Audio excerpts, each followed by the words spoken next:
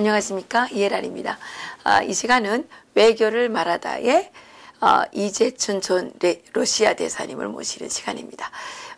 이재춘 그 대사님께서는 북한 인권 정보센터의 이사장님을 맡고 계십니다. 대사님 안녕하세요. 안녕하세요. 예, 대사님 요즘은 하루 살고 나면 야, 하루 지나갔구나, 이렇게 이제 또 하루 살았구나, 이렇게 생각이 들 때가 많습니다. 세상은 너무 전광석과 같이 돌아가고 있고 정말 내일을 예측할 수 없는 그런 상황인데요. 지난주에도 뭐 여러 가지 하여튼간 기상천외한 일들이 있었습니다. 그래서 이게 어떻게 보면 다 외교 분쟁이라고도 말할 수, 외교 사건이라고도 말할 수 있는 거죠. 북한이 그 대한민국의 자유의사로 그 입북한 그 탈북 종업원 13명을 그 납치했다고 돌려보내달라고 이렇게 강력하게 요구를 하니까 또 정부가 검토하겠다 이렇게 얘기를 했다가 또 확 반발이 일어나니까 그런 적 없다 이렇게 이제 말을 자꾸 바꾸고 있는데, 외교라는 측면에서 볼 때 이 사건은 어떻게 봐야 되는 겁니까? 그거는 외교하고 관련 있는 문제가 아니죠. 그 대한민국의 정통성하고 관련이 있는 문제입니다. 그러니까 정통성과 관련이 있는데, 예, 정통성하고 관련이 있는데 이제 외교적인 이 문제 속에서 지금 이상하게 가고 있잖아요. 북한의 관계를 외교의 틀 속에서 보려면 너무나 그거는 그 대상이 안 돼요, 사실은. 예. 깡패 조직하고 국가하고 지금 상대하는데 그건 외교 차원이 아니죠. 글쎄, 근데 우리 정부가 외교적 차원에서 접근을 하니까. 예. 우리 정부는 그 대한민국의 기본 원리가 헌법 아닙니까? 그렇죠. 헌법의 기본이 뭡니까? 자유민주주의 질서 아닙니까? 그렇죠. 자유민주주의. 자유민주주의 속에 시장경제도 있고, 그렇죠. 법치도 있고, 인권 존중이라는 게 다 들어가 있죠. 그런데 그러한 헌법 원리를 무시하는 세력이 지금 집권을 했는데, 그 사람들이 하는 걸 가지고 외교적으로 결례냐냐, 이건 뭐 말할 필요도 없어요.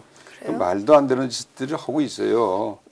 대한민국이 자유민주주의 국가니까 대한민국에 살고 싶다는 동포들이 넘어오는 거, 그거는 너무나 당연한 거고 너무나 환영할 일이고 그렇죠. 그런데 그거를 북한이 요구한다 그래서 다시 돌려보내는 걸 검토한다? 이건 도대체 이건 법치하고 자유민주 전혀 다른 거예요. 이건. 그러니까 저 깡패 정권이 말을 하는 데 대해서 자꾸 거기에 귀를 기울이고 조금이라도 그쪽에 영합하려고 그러는 그런 거. 이거는 지금까지 우리가 알아온 대한민국의 정통성으로 보면 말도 안 되는 얘기죠. 그러니까 지금 우리가 말도 안 되는 사회, 그 나라에 살고 있어요. 예, 그 의식이 우리 국민들이 꼭 알아야 될 상황인데, 그게 지금 어떻게 이 혼란 속에서 마치 북쪽의 김정일이 하는 짓이 뭐 괜찮기도 하고 그럴듯해 보기도 하고 평화하니까 그 평화에 전부 물이 들어가지고 그러는데, 이거 선악을 구별할 줄 아는 그 정상적인 상식이 있어야 될까, 상식이. 그러게 말입니다. 그거를 구분 못하고 헤매면 그건 뭐 정말 개돼지나 마찬가지지. 그 인간 속에 들어갑니까? 근데 지금 자꾸 우리 국민들은 그렇게 상식이 없는 백성들로 자꾸 이렇게 변질을 시켜가는 이 정부가 그런 짓을 하고 있죠. 아주 개탄할 일입니다. 그 어쨌든 지금 탈북자들은 상당한 불안을 호소하고 있고요. 이게 우리가 여기서 계속 살 수 있겠느냐. 심지어 어떤 탈북자는 뭐 이렇게 얘기도 해요. 자기가 만약 경우에 사라져서 북한 방송에 나오는 경우에 자기 의지를 가지 않았다는 걸 국민들이 꼭 알아달라. 뭐 이렇게까지 지금 걱정하는 분들이 계시고요. 그리고 그 김연희 씨를 노무현 정권에서 엄청 괴롭히지 않았습니까? 막 쫓아다니면서 막 집을 여기로 옮기면 여기로 찾아가고 막 이렇게 이제 계속 하지 않았습니까? 그러한 이 재판을 지금 탈북 그 정호원들에게 지금 한단 말입니다. 민변이 계속 스토커처럼 따라다니면서 어떻게 하나 이제 이 사람들이 자유의사로 오지 않았다. 국정원이 기획적으로 유인해서 납치를 했다라는 거를 받아내려고 지금 하고 있는데, 제가 그 정업원들을 좀 이렇게 알아보니까 다 이제 나이가 어려요. 20대 초반도 있고요. 뭐 이렇습니다. 그리고 북한에서 그렇게 큰 고생을 안 하고 살았던, 비교적 북한, 여기하고는 비교가 안 되지만 북한 내에서는 유족하게 살았던 집의 딸들이에요. 그러니까 마음이 여립니다. 고생을 안 한 사람들은. 그러니까 이게 상당히 위협을 느끼고 있다고 해요. 그래서 통일부 대변인이 나와서 얘기하는 거 보니까 2016년도에는 또 그분이었더라고요. 그분이 자유의사로 왔다 이랬다가 이번에는 또 좀 알아봐야 되겠다, 뭐 검토하고 있다 이런 식으로 얘기를 하니까, 이것도 어떻게 보면 북한하고 이제 이 정부가 북한을 정권을 인정하는 것만큼 주거니 받거니 하는 관계 속에 있는데, 탈북자들은 이럴 때 어떤 입장을 가져야 되는지, 정말 이 정부를 믿어야 되는지, 아니면 우리가 각자 알아서 살 길을 찾아서 어디 망명이라도 가야 되는지, 이런 입장에 있단 말입니다. 네, 그 불안한 심리가 있다는 건 저도 충분히 이해할 수 있어요. 이 정부가 하는 짓거리가 너무도 말도 안 되는 짓들을 하고 있기 때문에 그런 건 사실인데, 그렇지만 우리 이해란 박사같이 신념을 가지고 여기서 싸우고 있는 분이 또 계시잖아요. 또 나도 전폭적으로 지원하는데, 엊그제 태영호 공사가 수기로 쓴 소위 태영호 증언이라고 그래서 3층 서기실의 암호라는 그 책, 저도 거의 다 읽었는데, 그건 지금 이판 인쇄가 끝나자마자 다 동의날 수 없어요. 아마 저거는 이 추세대로 가면 상당한 책이 팔릴 텐데 모르겠어요. 이 정부가 또 무슨 헛된 짓을 해가지고 그것을 판매금지 가처분 마치 전두환 회고록을 갖다 판매금지 가처분 신청한 것처럼 이것도 그러한 사태가 있을지도 모르죠. 그건 누구도 모르는데. 그래서 지금 많이씩 사는 것 같아요. 그럼에도 불구하고 이것이 이렇게 며칠 안 돼서 불티가 나게 다 매진이 됐다는 것은 대한민국을 지키고자 하는 이 보수 세력이 상당히 강력하다는 걸 반증하는 거예요. 그러니까 아무리 정부가 지금 종북들이 세력을 잡았다 그러지만은 이 국민들의 단합된 힘을 이겨낼 수 없습니다. 그 중에 이 박사하고 나도 들어가는 거예요. 그러니까 우리가 이런 문제는 신념을 가지고 확신을 가지고 절대 그런 일은 없다. 우리가 죽는 한에도 그런 일은 허용 안 하겠다. 이렇게 우리가 대응을 해 나가야 됩니다. 이제 태영호 공사님 말씀을 하셨는데, 더불어민주당은 왜 그럽니까? 그거는 한패니까 그렇죠. 아니, 태영호 공사가 그 책을 쓴 거에 대해서 그 이름이 누굽니까? 김경엽입니까? 이름이? 난 뭐 이름도 모르겠는데. 그 국회의원이 거기에서 그렇게 이제 무슨 악담을 하셨더군요. 쓰레기라고 그랬어요, 또? 그러니까 조국을 배신했다고? 조국을 배신했다 그런 게 아니라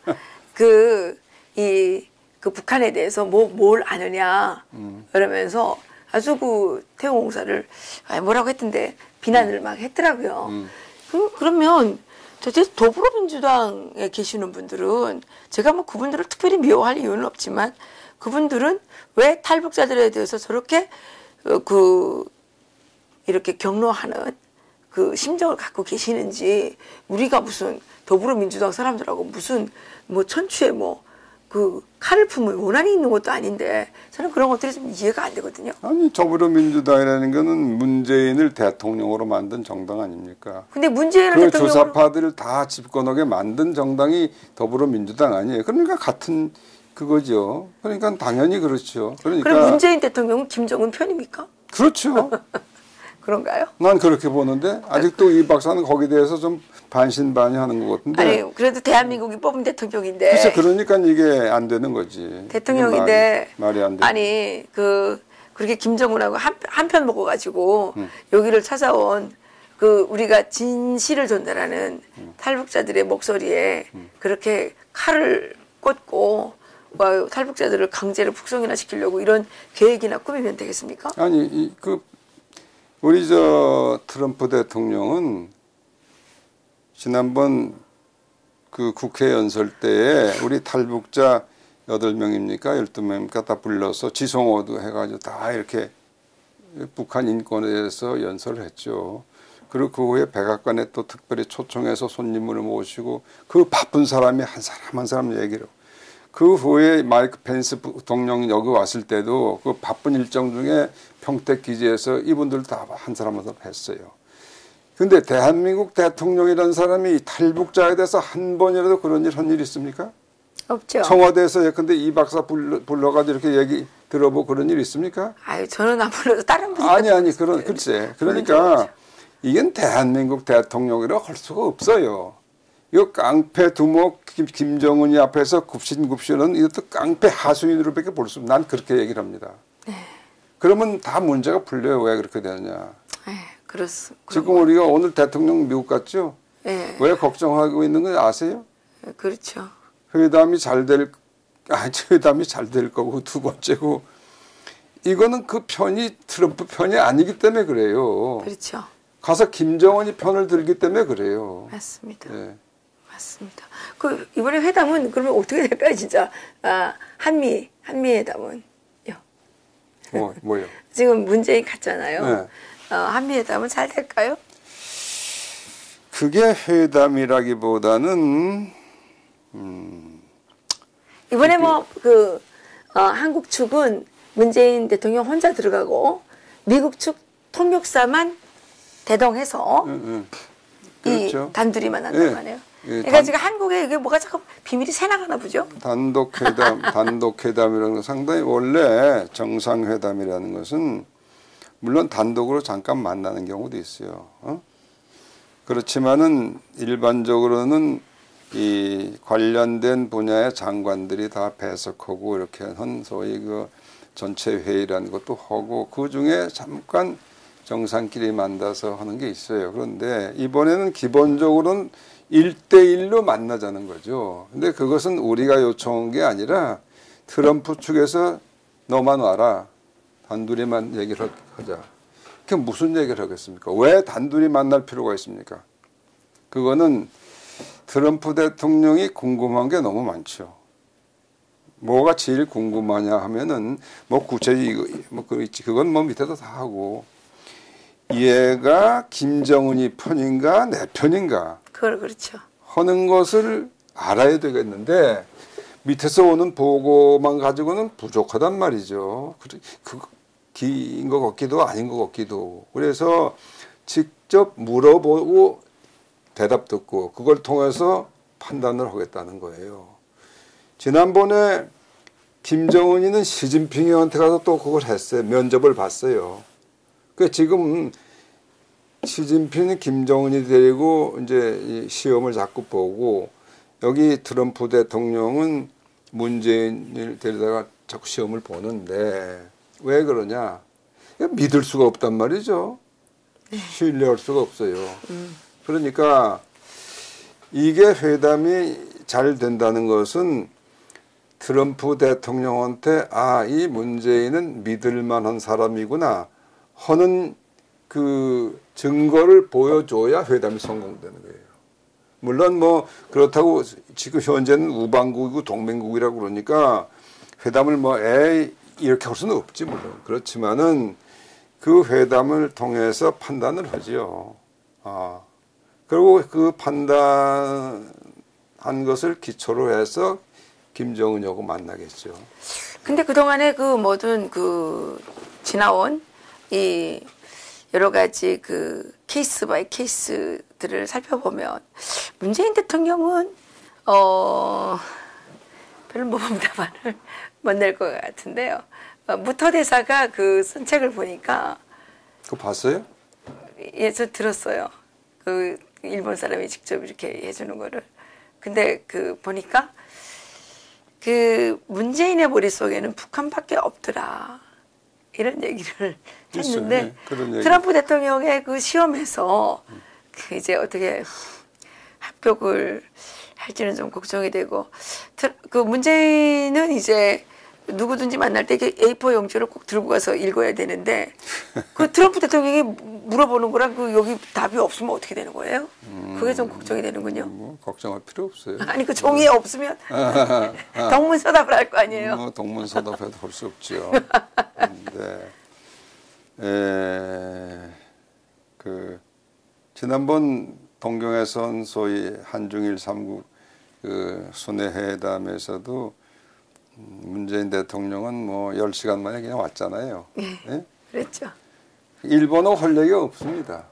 북한 빼놓고는 할 얘기가 없는 거예요, 이 사람은. 그러니까 머릿속엔 북한만 있다고. 원래 그 나도 그 무토 대사가 쓴 그 책을 잘 정독을 했는데. 예, 지금 번역하신다고 얘기 들었는데. 아, 번역 그거는 뭐 없던 얘기를 했어요. 없던 얘기를. 내가 그걸 다 번역까지 해가지고 다 읽었던 사람인데. 거기 보면 그런 게 나오죠. 근데 그 꼭 그렇게 좀 전 국민의 필독서로 하면 좋겠던데요.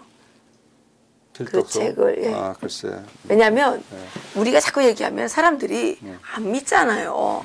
쟤네들은 원래 꼴통이기 때문에 이렇게 지금 기본적인 걸 깔고 들어가니까 그런데 그거는 상당히 객관적인 입장으로 그 책을 쓰신 것 같아요. 그거의 그 책의 전체적인 흐름은 지금 그건 문재인이 집권한 직후 작년 6, 7월에 책이 나왔어요. 이제 거의 1년 돼 가는데 그 당시에 문재인 정부가 앞으로 이러이러한 일을 할 것이다 하는 것을 예측한 부분이 대부분인데 그것은 결론적으로 얘기하면 지금까지 한국이 완전히 바뀌어지고 한국은 망하는 길로 갈 수밖에 없다. 그걸 예언한 책이에요. 그러니까요. 예. 그런데 전 국민의 필독서가 된다는 게 그래서 하는 얘기 말씀. 근데 그게 출판이 가능할까? 여기서 뭐 지랄 뭐 해서 출판 가능하지 않아요. 그것이 지금 지금 태용공사는 문재인 욕하는 부분은 없어요. 김정은이 욕하는 부분은 많아요. 그래서 그건 어떻게 해서 그래서 출판이 됐는데 이 무토대사 이거는 문재인을 정면으로 그 비판하는 책이죠. 뭐 하여튼 뭐 그거는 뭐 우리 오늘 주제가 아니니까. 네, 그렇군요. 그 대사님 오늘 아침 워싱턴 포스트에 존 볼튼 국가 그 백악관 보좌관이 백악관에 있는 직원에게 이제 자기 생각을 얘기한 거라고 하면서 이제 그 볼튼 그 보좌관이 생각하기에는 트럼프 대통령과 김정은의 이 회담이 잘 될 것 같지 않다 이렇게 이제 얘기를 하셨어요.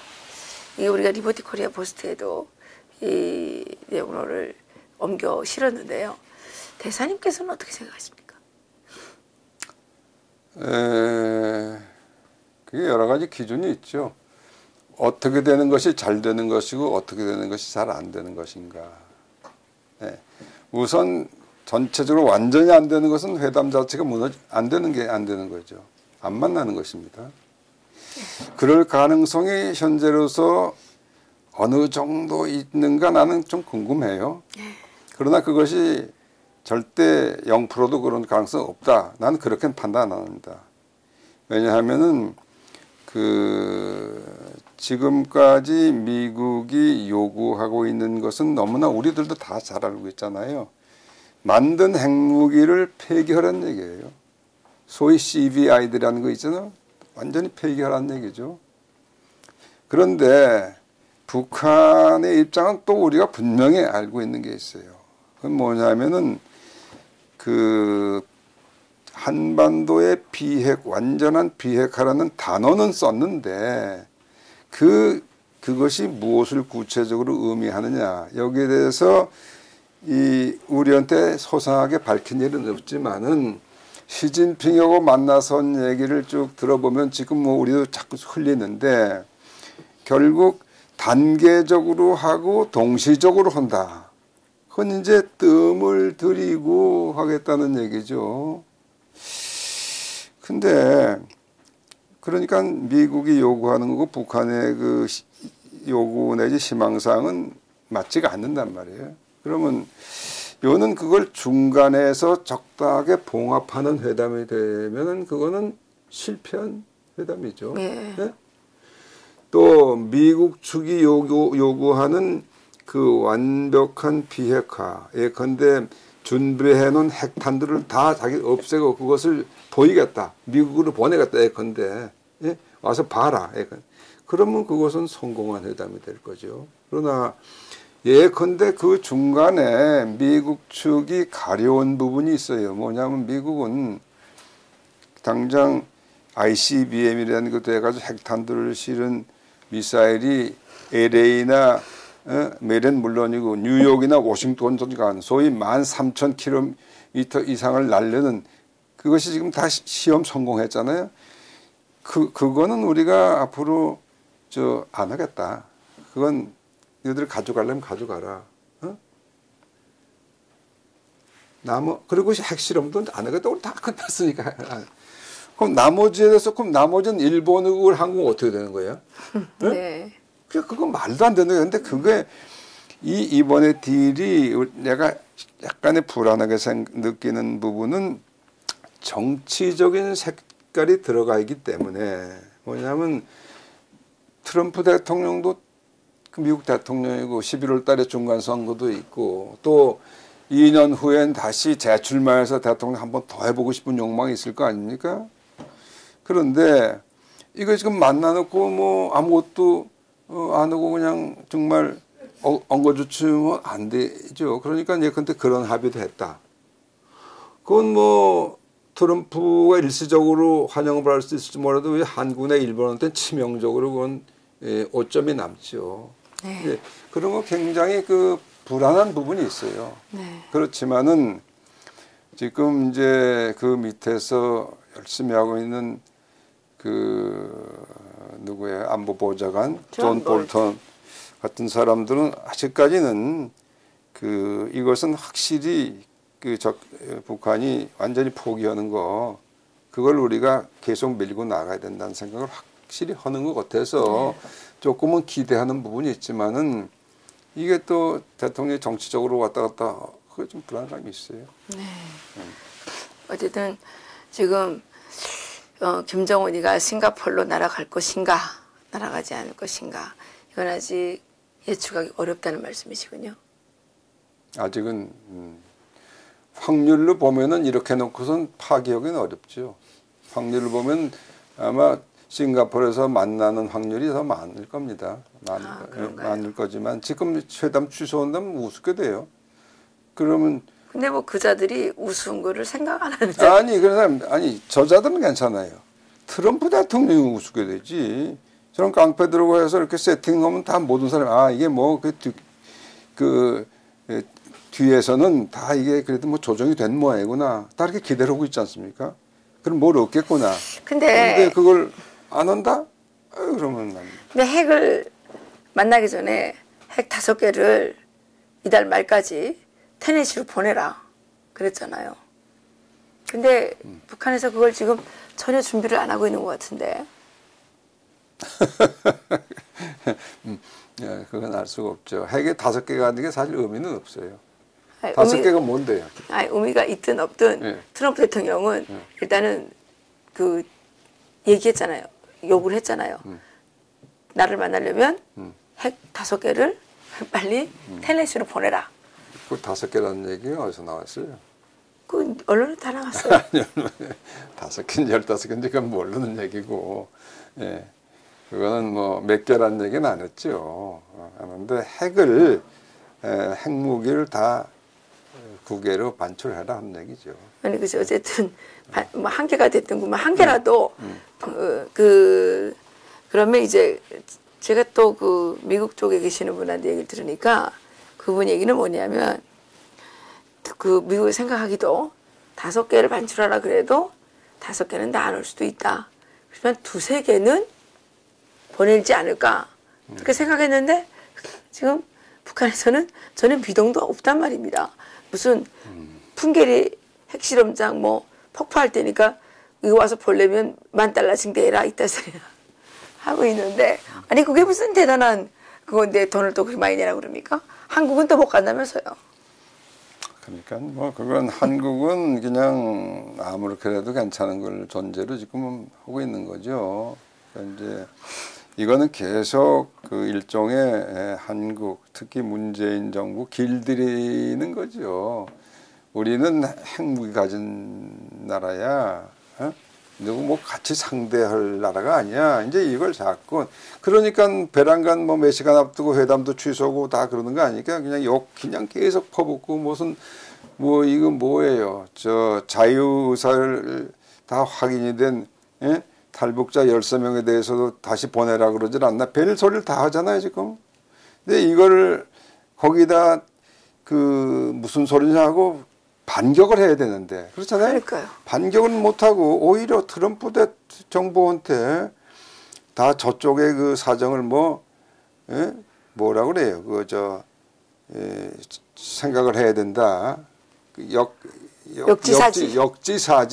역지사지를 해야 된다. 이따고 소리 나고 있으니 이게 하여튼 그 문재인이 워싱턴에 가서 이제 그 만나는 걸 좀 더 봐야 되겠죠. 그렇군요. 봐야 됩니다. 네.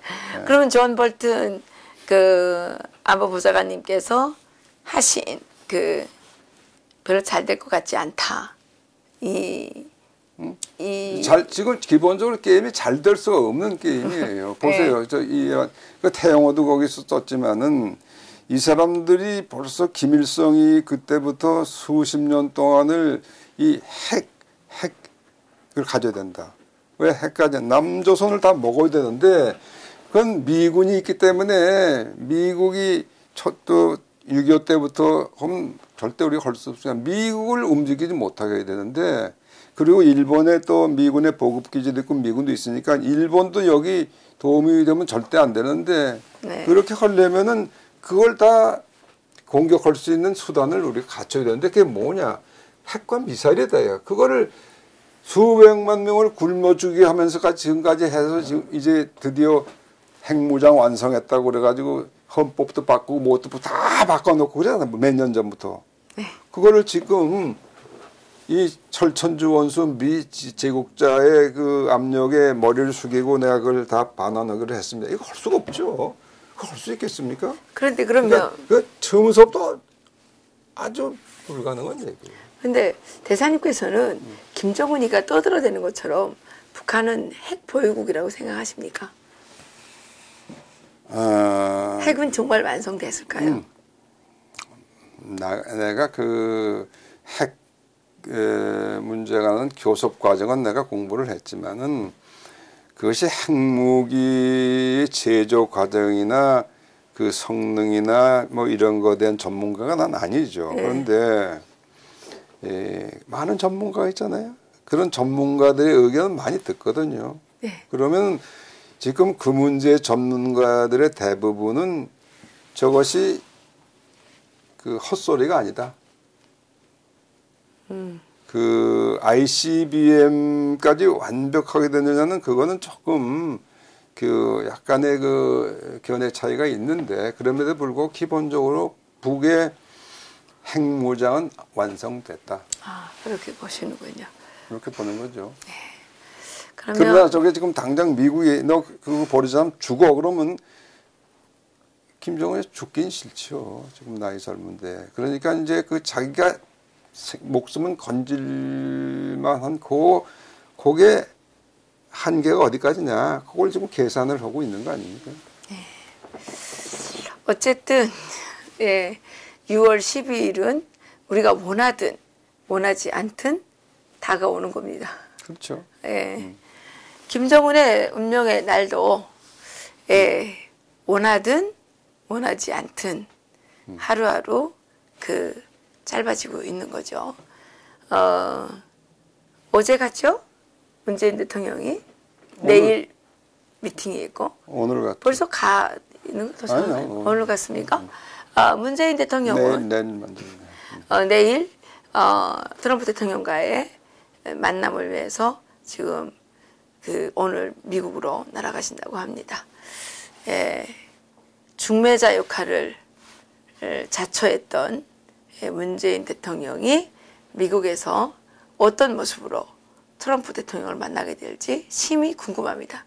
우리나라 속담에 중매라는 거는 잘 서면 술이 속잔이요, 잘못 서면 뺨이 속대라고 했는데 예, 지금 중매가 별로 좀 잘 시원치 않게 되는 것 같은데 예, 참 국민들이 정신을 차리고 지켜봐야만 될 것 같습니다. 지금요 그 중매가 어떻게 된 거예요? 술 속잔될 가능성이 점점 줄어들어요. 아, 그래요? 예, 그 뺨이 될지 그 어떻게 될지 모르겠지만 왜냐하면은 이 중매는 양쪽의 신임을 얻어야 되는 겁니다.